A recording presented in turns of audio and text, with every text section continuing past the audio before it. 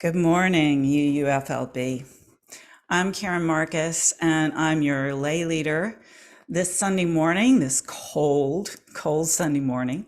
Sometimes I feel like I'm a weather girl because every time I'm with you, I seem to be announcing what the weather's like outside.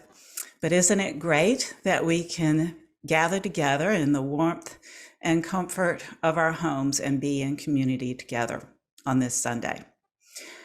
It's the beginning of a new month, and the last time I was with you, I was able to introduce the new year and a theme for that month. So we have a new theme that I think you'll enjoy this morning to introduce. And I am really loving the fact that we use these themes each and every month because it does help to give us an anchoring point to all of the music, all of the spoken word, and all of the conversations that we have. And I don't know about you, but I get a lot out of it that way. So I hope you do too. So with that as an introduction, let me get the slides up so that you can follow along.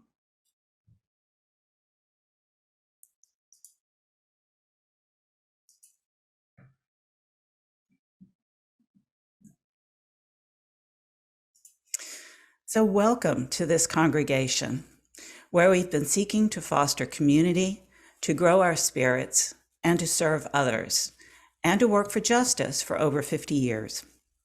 We are very glad that you have joined us this morning in our sacred cyberspace, and hope that here you will experience love, acceptance, and inspiration. After our service, please feel welcome to join us for fellowship and conversation. And I forgot to remind you, but it's always best practice to put your Zoom controls in speaker view for the duration of the service.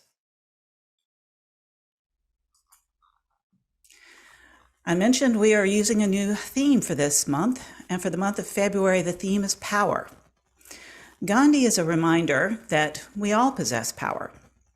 The problem is that we often struggle with how our power, by denying it, or misusing it, or at times by even abusing it. As Marianne Williamson writes, our deepest fear is not that we are inadequate. Our deepest fear is that we are powerful beyond measure. It is our light, not our darkness, that most frightens us. Using power well is not easy. Our tools include reason, nonviolence, and courage to oppose hatred, violence, deceit, and more. Power is used best with humility and with the objective of creating a win-win result, which is best done when we seek to empower others. We are indeed fortunate to have Emily Quarles-Mowrer with us again today. You remember that she's a child of a UU minister and has been preaching sermons of her own since 2006. She currently lives in Gilbertsville, Pennsylvania, with her husband, her 2 daughters, 4 cats, and 1 very outnumbered dog. Certainly a very busy household. So we're pleased that she's made time for us this morning. Her sermon today is titled, This Little Light. Devon Monk writes in Wayward Moon, life shines a light on what you think you know. If you're lucky, you'll answer with your heart, instead of with the stories people stuff in your heads. Kindness is powerful. Any man who abides by it changes the world. Kindness is often hardest to hold on to, though, when we need it the most. But just like one candle's flame can kindle another, passing on the glow of kindness can shine a light on what we think we know. Now, let us enter into worship together.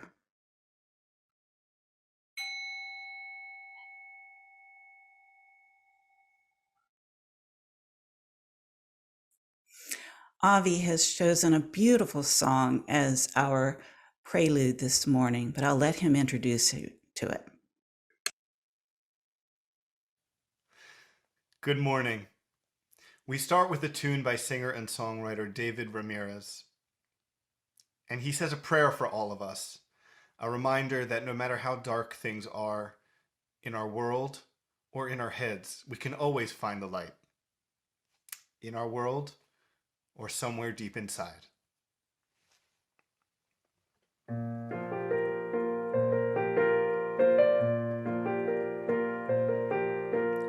wish upon you grace. I wish upon you peace. I wish for less of what you want and more of what you need. I wish upon you an old life with a heart that stays young. But most of all, I wish upon you love. I wish upon you truth when all you feel is doubt. I hope you know that an open mind still knows when to shut things out. I wish upon you a brave heart that will always rise above. But most of all, I wish upon you love. So as the sun sets and the moon begins to rise, so even in the darkness you'll find the light. You'll find the light.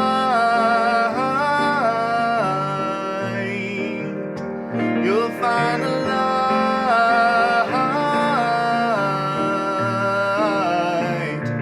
Yeah, even in the darkness you'll find the light.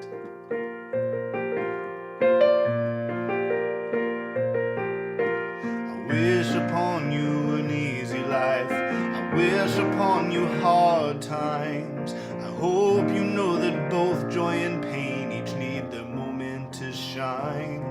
I wish you ears that are quick to listen, that you're slow to use that tongue.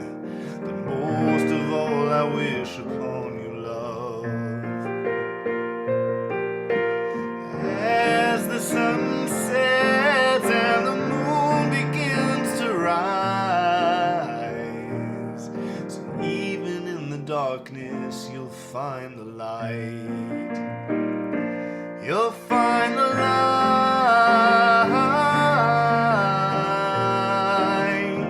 You'll find the light.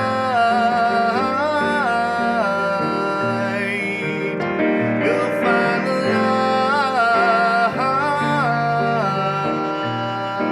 light. Yeah, even in the darkness, you'll find the light.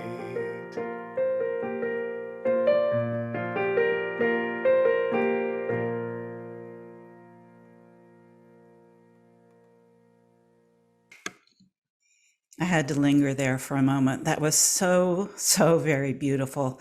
And as he said, such a gorgeous, beautiful thought and prayer to open our service this morning. And now it's time for us to light our chalice.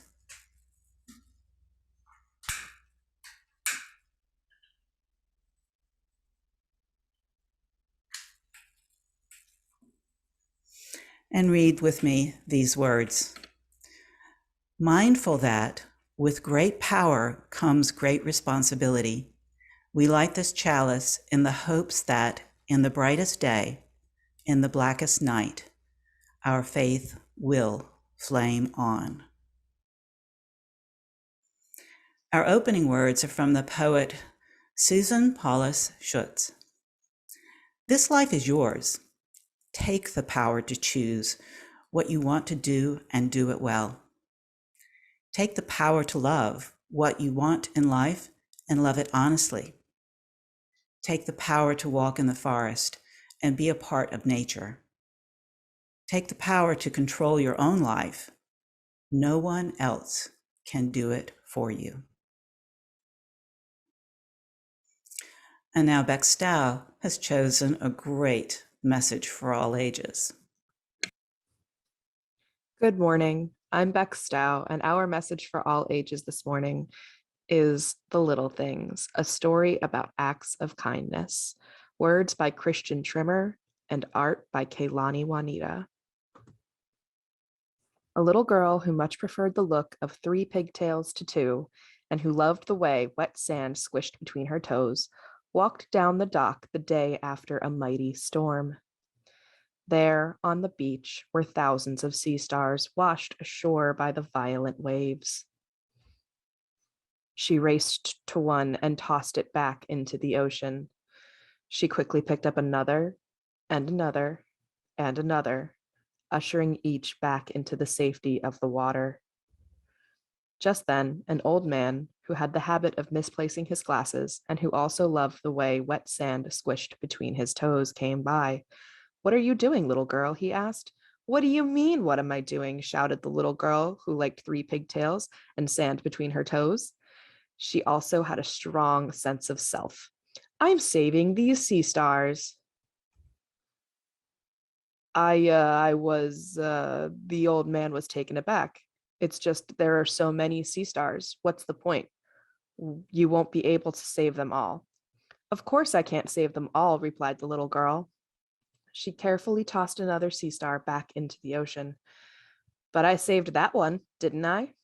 The old man had to admit the little girl had a point. He picked up a sea star and placed it back in the water. Later that day, the old man headed to the animal shelter with his grandson, who liked butter on his noodles and brightly colored shoelaces. "What are we doing here, Grandpa?" the little boy asked.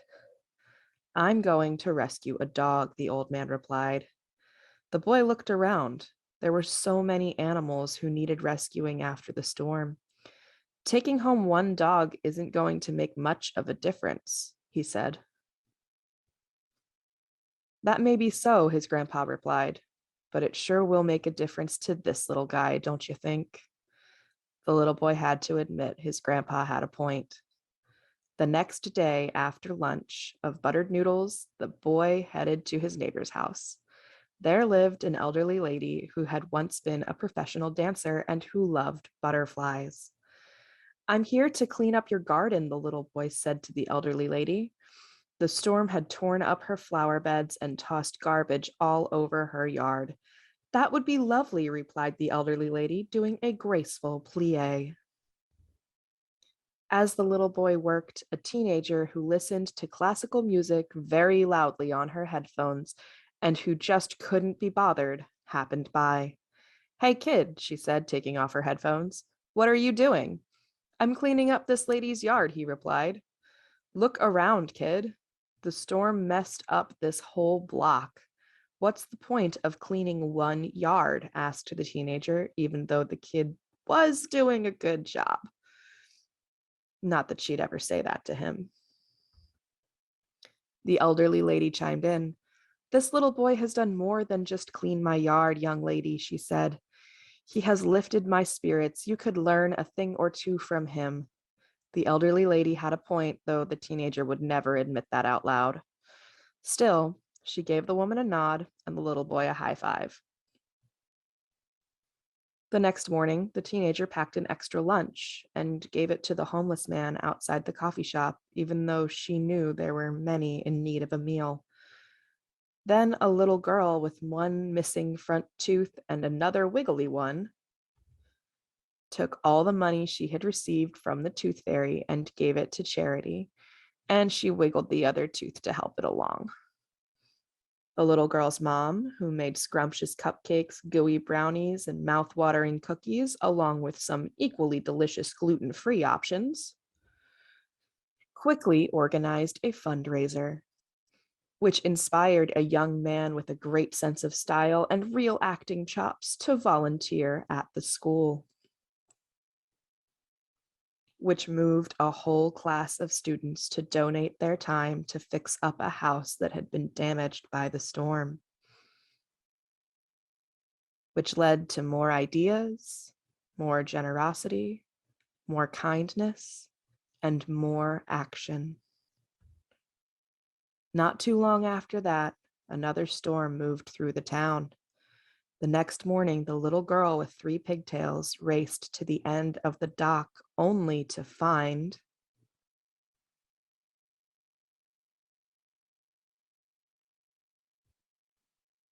the little girl walked up to the old man and gently tapped him on the shoulder. "Now do you get it?" she asked. And the old man did.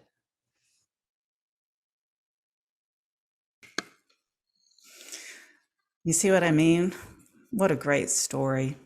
It does seem that so often all the problems around us seem so big, and the small things that we might be able to do so insignificant, but we forget that the impact might just be that you inspire someone else to do something as well. So may we all be that inspiration.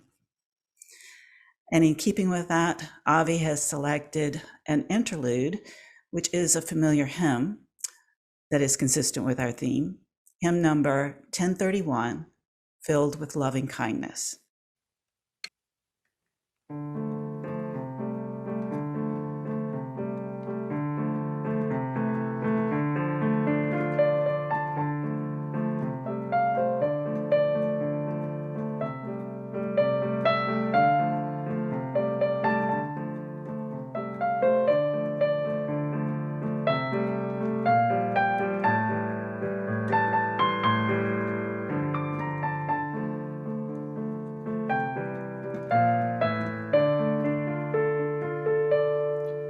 May I be filled with loving kindness.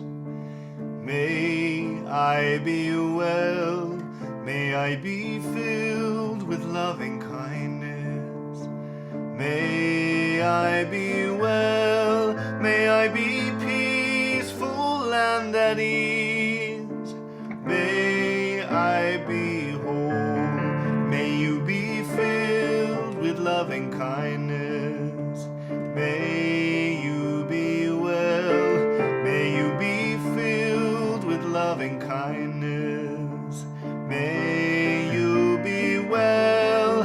May you be peaceful and at ease. May you be whole.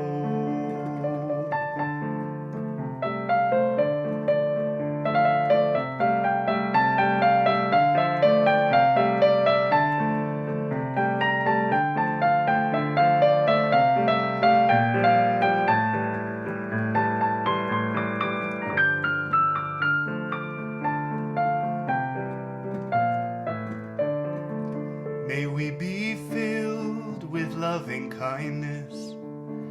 May we be well. May we be filled with loving kindness. May we be well. May we be peaceful and at ease. May we be whole. Since I know you are familiar with that hymn, I hope you were singing along with Avi. It's something that we miss when we are not all together in the room, but I know that he would appreciate knowing that you do love the music he brings to us each Sunday. And now it's my pleasure to invite Emily to join us with a reading. Emily? Good morning, everyone. It's so nice to see everyone again today. This morning I had brought a reading, and it's from the Desiree News. So you may have heard of this story before, but this is an interesting way to tell it. The story is called, "Can People Be Converted Out of Racism?" Daryl Davis's home in Washington, D.C. is unique for that of a Black man. On a wood-paneled wall next to the electric keyboard where he practices his craft as a professional musician, there are dozens of framed photos of him with former white supremacists. In a back closet, he has more than 50 Ku Klux Klan robes made from silk or cotton. The robes come in an array of colors, including purple, green, or white, and are paired with matching pointed hoods. Each one represents a man or woman who let go of hate thanks to Davis's friendship. In a world plagued by division between Republicans and Democrats, between older and younger generations, between police and civilians, between different racial groups, Davis, 62, believes in the power of human connection to overcome imagined barriers. He has had an influence on the lives of more than 200 people who have left the KKK or other white supremacist groups. Davis was in his house on May 25th, sitting in view of the wall of photographs, when he saw the news about George Floyd's death. I was very angry, said Davis. For a lot of people, the George Floyd thing was an anomaly, a one-off that happened in a bubble. But for us, there have been hundreds of George Floyds over the years, and we've been crying out to be heard. According to Davis, anger is a natural reaction to violence and discrimination. But anger must be channeled into positive actions, like peaceful protest and political advocacy. Davis's weapon of choice in the fight against racism is friendship. He believes so strongly in its power that he predicts the tragedy could have been avoided if he had known Derek Chauvin and the other Minneapolis police officers charged with killing Floyd. Genuine friendship, nurtured by an open dialogue and mutual respect, is an effective tool, not just for combating explicit discrimination, but for correcting unconscious biases as well. The simple message of Black Lives Matter is so meaningful because it captures the need for people to recognize the humanity in others, he says.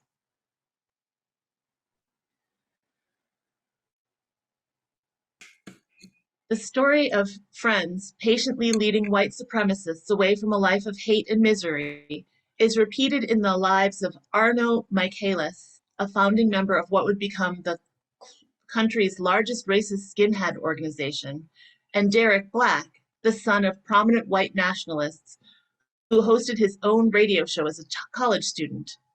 An African-American co-worker at the Milwaukee t-shirt printing shop where Michaelis worked in the late 1980s shared his sandwich when Michaelis had nothing to eat. A Jewish friend at the College of Florida in Sarasota invited Black to weekly Shabbat dinners. Friendship alone would have been meaningless without a firm denouncement of Black's hateful views, he said, but kindness, along with strong opposition to his beliefs, forced Black to defend and grapple with his ideology. We should be mindful that it is not throwing facts at someone. It is personal relationships that change people, said Black 31, who is currently pursuing a PhD in history at the University of Chicago. It can be really uncomfortable, and we should not think that it's easy. Scott Shepard is a 61-year-old man who lives in the small town of South Haven, Mississippi, and once held the title of Grand Dragon in the Ku Klux Klan. He began his slow journey to denouncing racism in 1990 when he got a DUI and was sent to rehab at Cumberland Heights in Nashville. In rehab, I was exposed to people of all races, religions, and sexual preferences, and I found out they weren't any different than I was, said Shepard. Michael Robinson, a Black man originally from Philadelphia, was admitted to Cumberland Heights at the same time as Shepard. There's a story the two men have told and retold over the years, chuckling at the absurdity every time. Robinson had heard Shepard talking about his activity in the KKK, but instead of fearing Shepard, he saw an opportunity for a joke. One day, he dressed all in white pants, white shirt, white socks, white shoes, even a white hat. Then he sauntered over to Shepard and he said, "Ho, sir, I'd like to join the KKK." There was a moment of confusion, and then the entire room erupted in laughter. From that point on, me and Scott got close, said Robinson. He refuted his white racist ideas little by little, and we got tight.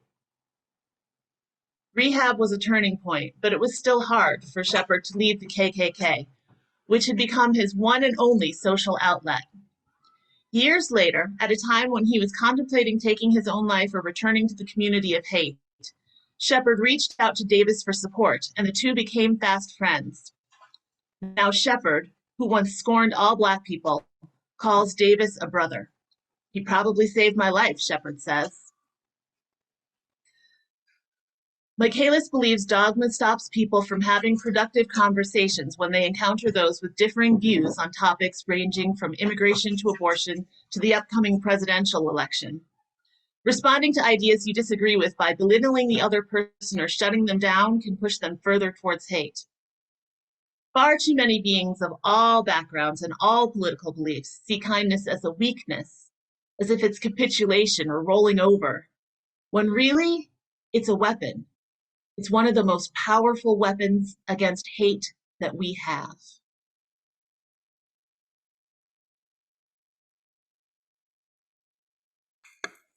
Thank you, Emily.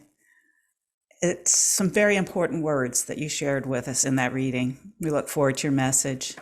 But let's pause for a moment to offer our gifts to others through our split plate. And the recipient for the month of February is the Valley Youth House and Synergy Project. You'll remember last month that Advocates for the Homeless and Those in Need was the recipient of our split plate for their Code Blue program, which serves adults who are homeless in Bucks County. There exists another program to help younger adults and children, and that is the Valley Youth House and their Synergy Project. These aim to help those under the age of 21. The Synergy Project is specifically focused on connecting this population on the streets with providing food, toiletries, and other essentials. Young people in need are introduced to and encouraged to use these available services. As we all know, February is a bitter cold month, so please help the Valley Youth House and Synergy Project with a generous donation.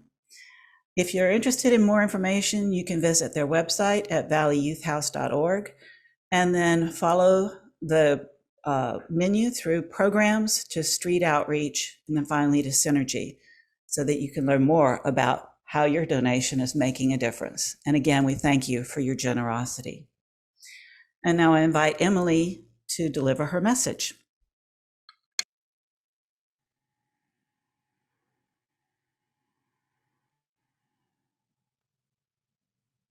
My message this morning is this little light. And I always think of this little light as the little light we all hold in our own hearts, like the chalice. So that's what I grew up with. I didn't grow up in any ideologies other than this one. So when I think of religion, when I think of UUs, when I think of our spirits, I always picture a little light. So the first thing that I thought of was, I wish I could remember where I heard this story, but I can't. I'm going to tell it here, but I may have gotten some of the details wrong. At the height of the AIDS crisis, or maybe it was the height of the war in Vietnam, there was a group of mothers who had lost their sons, and they decided to get together and protest, and they went to Washington, D.C., and it was a cold day, and it was snowing, and they stood out in the snow with their signs for a few hours, but they didn't seem to get much traction. People walked by and cars drove by, but it didn't seem to them that anyone was listening. And dejected, they went home, believing that their protest had failed.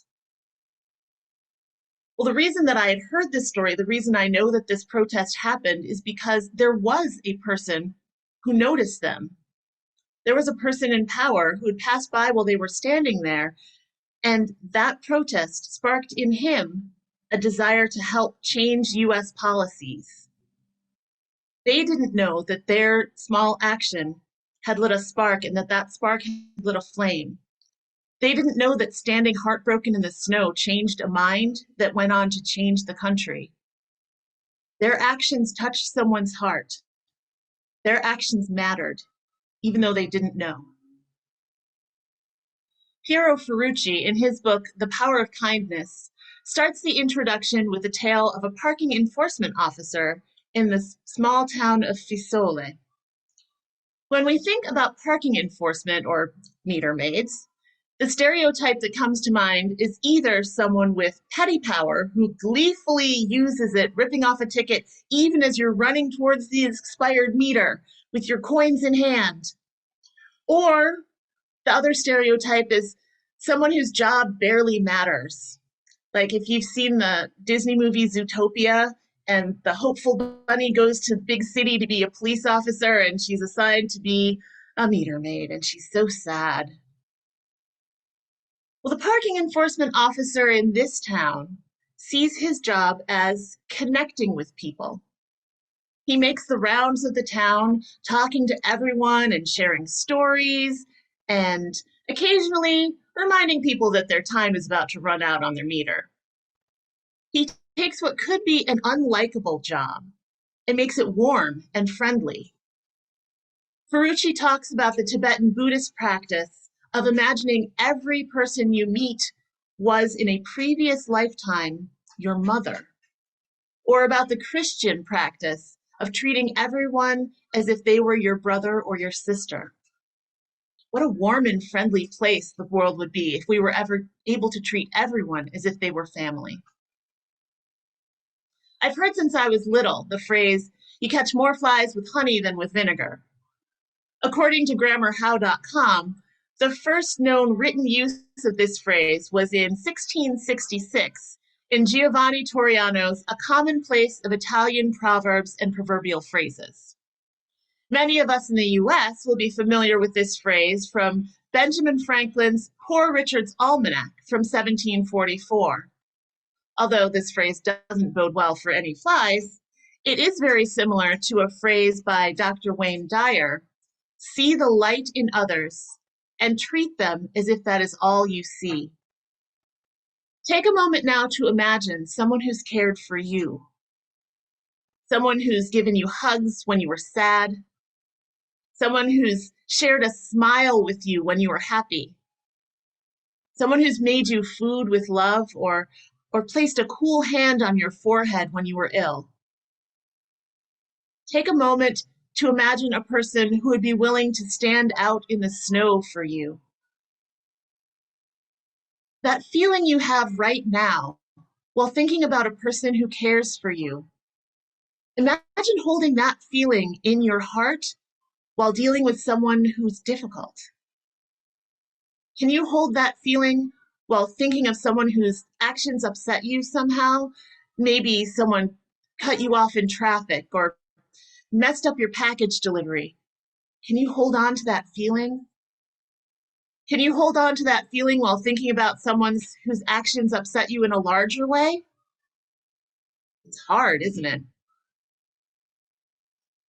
The podcast Kelly Corrigan Wonders is on when I drive home from taking care of horses on Sunday nights. And there are two stories from two different episodes that I wanted to share with you. The first is a conversation with Johann Hari. Hari is a Swiss-British writer, and you may have heard his name before in conjunction with a scandal, although he has reformed and he's trying to prove that every person is better than they were on their worst day. Hari, in this particular podcast, one of the stories he tells is the story of Bud Osborne. The podcast in this particular case is Why Connection Wins Every Time. Bud Osborne was a homeless addict who lived on the east side of downtown Vancouver. Osborne was seeing friends dying all around him, and there was a crackdown on drugs and drug use. So people would hide before they used in dumpsters and abandoned buildings. And if they overdosed, well, someone might find the body a few days or a few hours later, but it would be too late. Now, Bud could have said, "Well, I'm just a homeless guy. What can I do?" But instead, Bud Osborne pulled together the people he knew with the thought that even if the authorities can't find all of these people, we know where people go.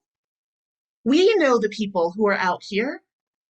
Even if the authorities can't find people in time to help, maybe we can find people in time to help.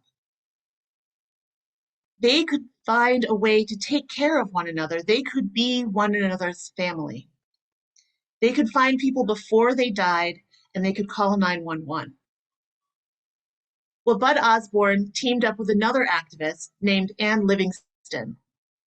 They had heard about harm reduction and safe injection sites and how those practices had helped reduce overdose deaths in Frankfurt, Germany by 90%. They cobbled together grants and created their own safe injection site. Osborne was one of the founding members of the Vancouver area network of drug users.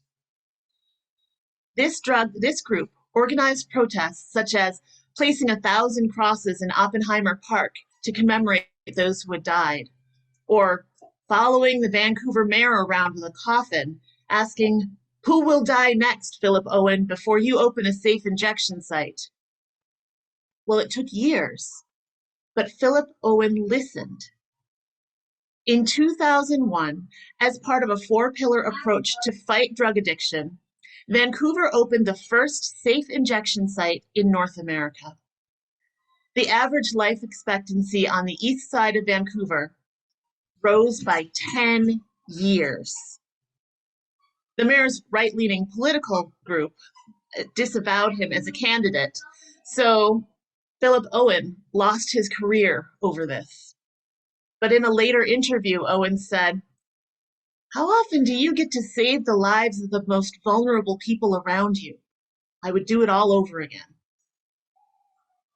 When Bud Osborne died in 2014, the city of Vancouver sealed off the streets where he had once lived and held a memorial service.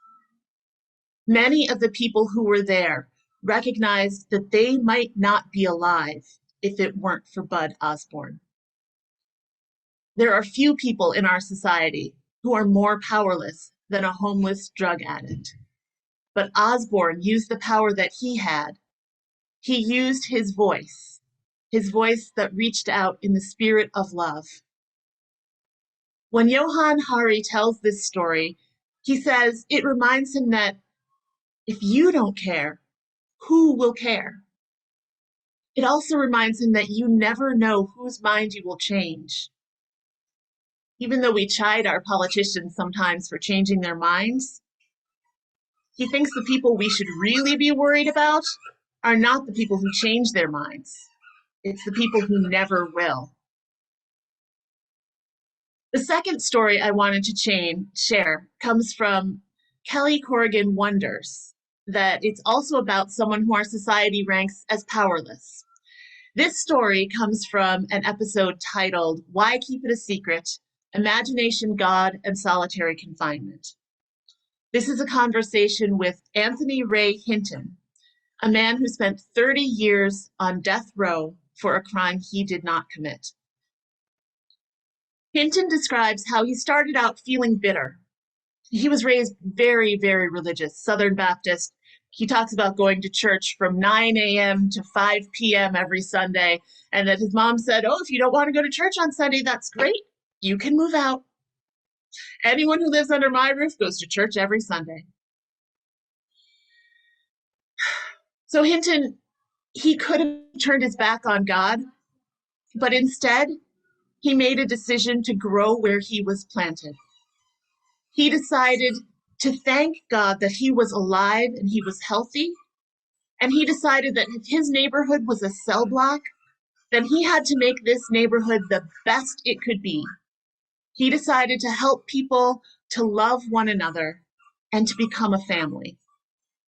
He was moved by the book of Mark, chapter 11, verse 24, which reads, "Therefore I tell you, whatever you ask for in prayer, believe that you have received it, and it will be yours." He says he never asked God to free him, that he instead prayed for truth, because he knew that one day God would open the door. Well, God did open the door. He opened the cell door next to Ray's to a young man. The young man said his name was Henry, and Ray introduced himself, said, "My name is Ray." And they talked and they talked and they talked. And one day, when Ray was in the showers, another Black man came up to him and told him that his new friend was Henry Francis Haynes, the Ku Klux Klan man who had lynched a 19-year-old kid. When he came back to his cell, Ray confronted Henry. "Henry, why didn't you tell me who you were?" he said. There was no answer. Now, Hinton had a choice. He had to ask himself, did it matter who this person was? And I wanted to type this part out so you could hear what Ray said, and I only partially succeeded, but here we go. He said, "I had to be true to my belief, and I had to be true to myself. So I asked Henry, 'Why do you hate me?' And Henry responded, well, Black people." And Ray interrupted him and said, "Henry, why do you hate me?" And Henry started again, "Well, Black people." And Ray said, "Henry, do you know the difference between Black people and one Black person. I'm not talking about all Black people. Henry, why do you hate me? And Henry said, well, I don't even know you. My point exactly, Henry. Right then and there, I decided my job was to show Henry that he didn't hate me the way he was taught to. Henry was born and taught to hate all his life, and I knew that the God I served was a God of love. Well, Ray tells how when Henry's father came to visit, Henry wanted to introduce his new friend Ray to him, but his father wouldn't shake Ray's hand. And then when Ray walked away, Henry's father berated him for trying to introduce him to a Black man, and he didn't use the word Black man. And when Henry tried to apologize later for his father's behavior, Ray responded, if your father wants to die with the cancer of hate in his heart, that is his choice. You are not your father, and you can choose not to nourish the cancer of hate. On the day that his friend Henry was executed, Henry asked for permission to have Ray be with him. And on his last words were, all my life, my mother, my father, my community taught me to hate. And for the last 15 years, the very people that I was taught to hate have shown me nothing but love. When he finished telling this story, Ray said, I truly believe that God wanted me, Anthony Ray Hinton, to show Henry what real love felt like. All my life, I had never had anything but unconditional love. So I had enough love to give to Henry and every other man there. And that is why God allowed me to go to death row. The stories of Anthony Ray Hinton and Bud Osborne are not stories of powerful people. As part of the onboarding for my new job, I just completed an online course about implicit bias. Part of the online course was to think about your own implicit bias, the ways that you are discounting others and devaluing others without noticing or thinking about it. Yes, let's think about something that we don't notice, because it's really easy to pick that one out of a lineup. So it included question pages interspersed with the video lecture, and the question pages had prompts like, is there a group of people whose ideas you are not likely to listen to? Well, I discovered by accident while trying to edit my answers that your answers disappear when you leave the page, and that filling out the blanks completely is not necessary to pass the training. How much of our lives is like that training? You know, I would ask, how many times do we look past people as we walk by the street? But really, how many of us are even walking down the street anymore? How many of us even see the powerless people? And we know that we need to be better at looking within to make sure we're treating equal people with equal dignity. We know that that work is important. We know that the consequences are important. But the training is cursory. No one's looking at our answers. Hinton talks about forgiveness. He forgives the people who conspired to send him to prison for 30 years for a crime he did not commit, to languish on death row. When I read Piero Ferrucci's chapter on forgiveness in The Power of Kindness, I was skeptical. Ferrucci talks of forgiveness in terms of joy and faith and generosity. He says we cannot be kind while we carry the weight of our resentment. Ferrucci talks about a thought experiment where we imagine that everyone has forgiven everything that there is to forgive and said sorry for every wrong. Ferrucci believes that this would be transformative. He talks about population X forgiving population Y for centuries of oppression, and nation A acknowledging that nation B has the right to exist, and that each of us could individually forgive all of the wrongs that we have endured, small and large. He says that the world would be a very different place if we were all living in the present, rather than holding on to the injustices of the past. It's a beautiful image. And if we woke up one day to find it were true, the world would be a very different place. It would remind me of the images conjured up by Paul Cartney's Imagine. But there's something in me that rebels against this image. There's something in me that says, just letting go doesn't fix anything. There's something in me that says, forgiveness has to go along with saying sorry and meaning it. And that just like Daniel Tiger sings in the kids' show based on the teachings of Fred Rogers, saying I'm sorry is the first step. Then how can I help? I can even sing it for you. Saying I'm sorry is the first step. Then how can I help? Well, maybe I believe that forgiveness is the first step, but then how can we help? It does no good to offer forgiveness if the same injury or the same injustice or the same carelessness continues.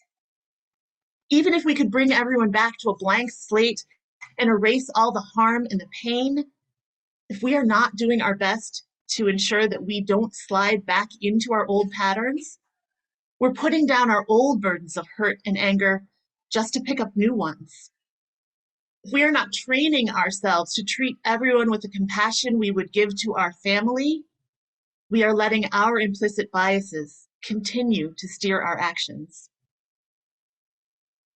Anthony Ray Hinton said another wise thing. He said, you have an obligation from God to love the world. If we do not learn to love one another, we are bound to destroy one another. Each of us has a light to share. Our single candle may not be enough to shed the light where we need it. But part of the blessing of candles is that the more you share, the more the light grows. And sharing one flame does not diminish the flames of others.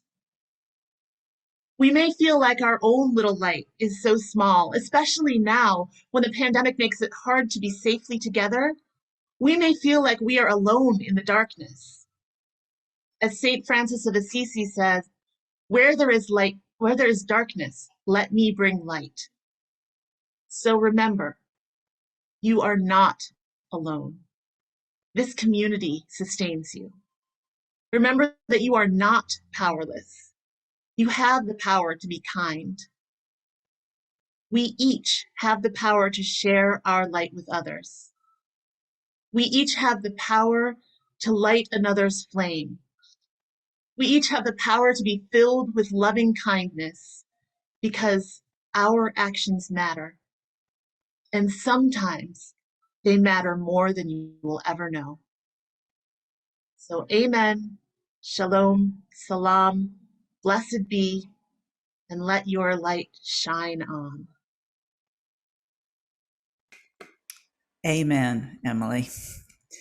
Thank you for those inspiring words, for all the deep thoughts that were in that message. You do inspire us.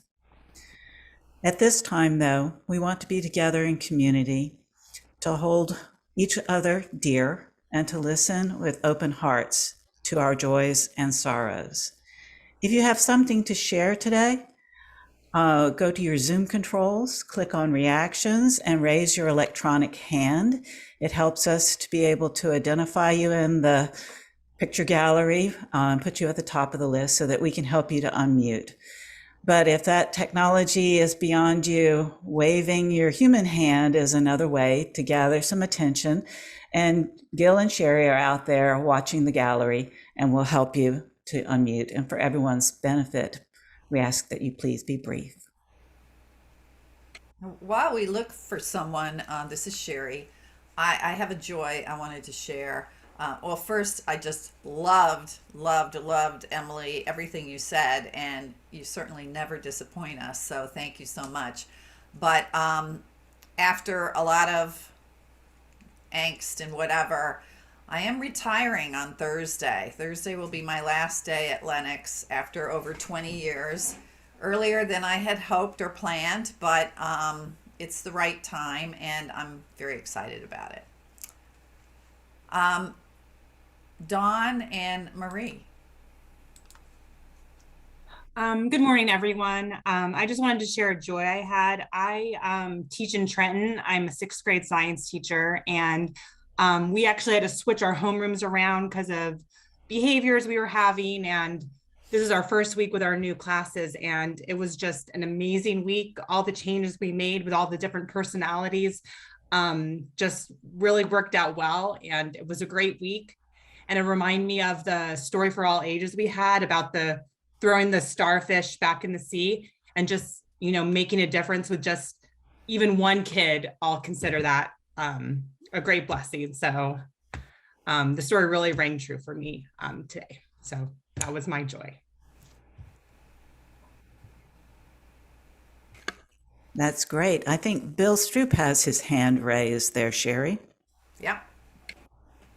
I just wanted to say, I love seeing Alice Deeney with us again this morning.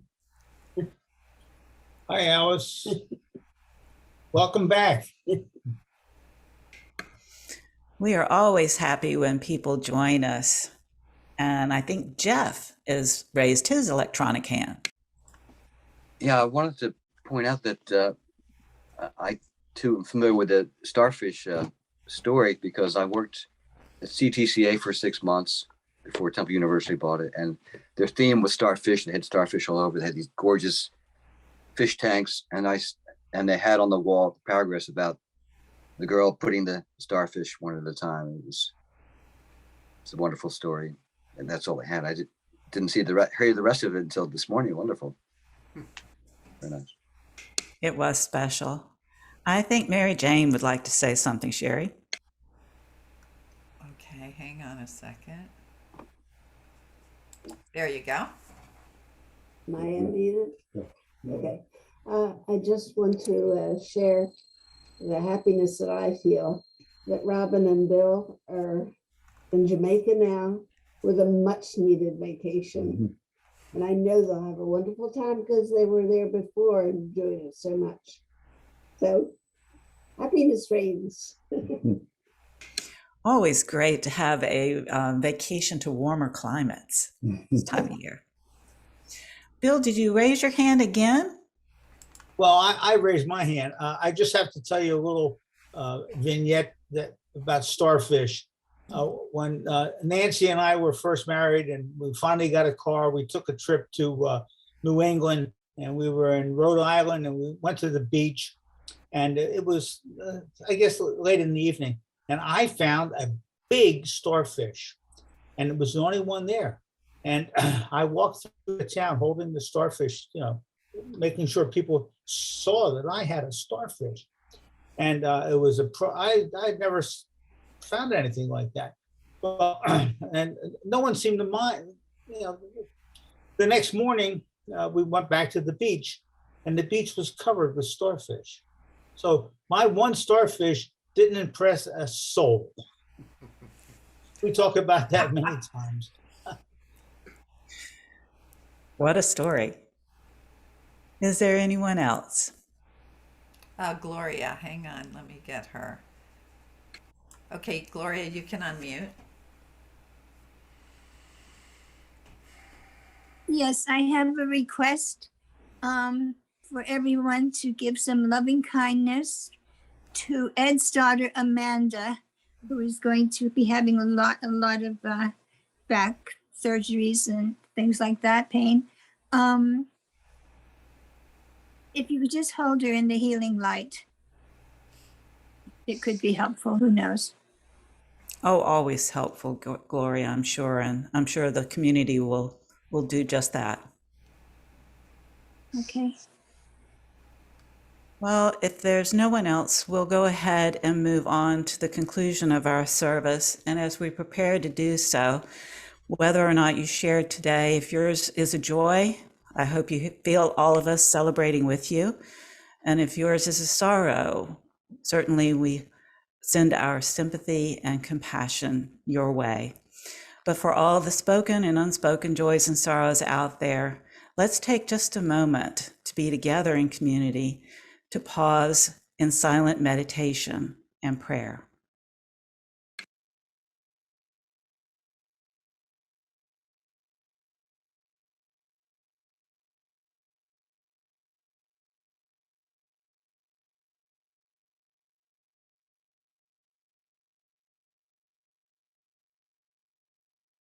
So as we close our service, Avi has chosen another familiar hymn.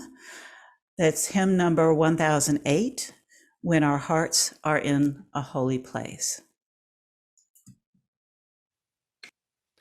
Wherever you are today, we can still join our hearts together in song. So even as we stay muted on Zoom, please join me in singing hymn number 1008, When Our Heart is in a Holy Place.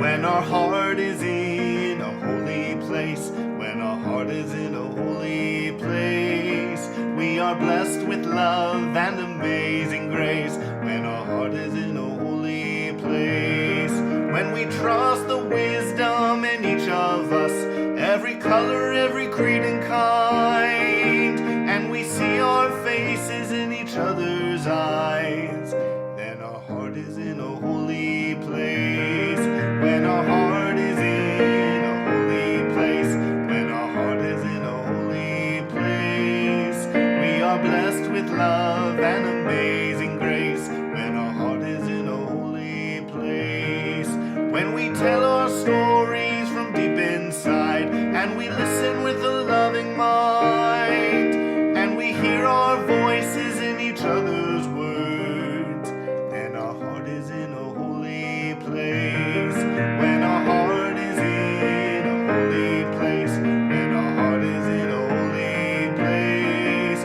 we are blessed with love and amazing grace. When our heart is in a holy place, when I share the silence of sacred space, and the God of our heart stirs within, and we feel the power of each other's faith, then our heart is in a holy place.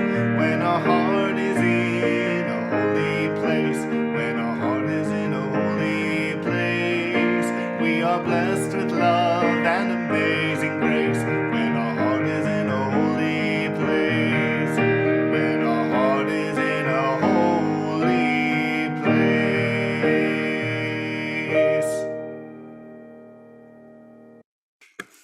Thank you, Avi. And now we'll extinguish our chalice as we say these words.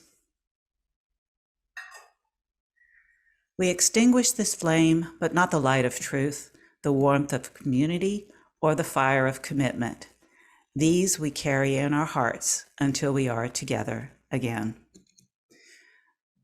That concludes our service. We will stop sharing the slides and allow you to unmute yourself and continue in conversation. But if you have to go, thank you for being here today, and we look forward to seeing you again next week.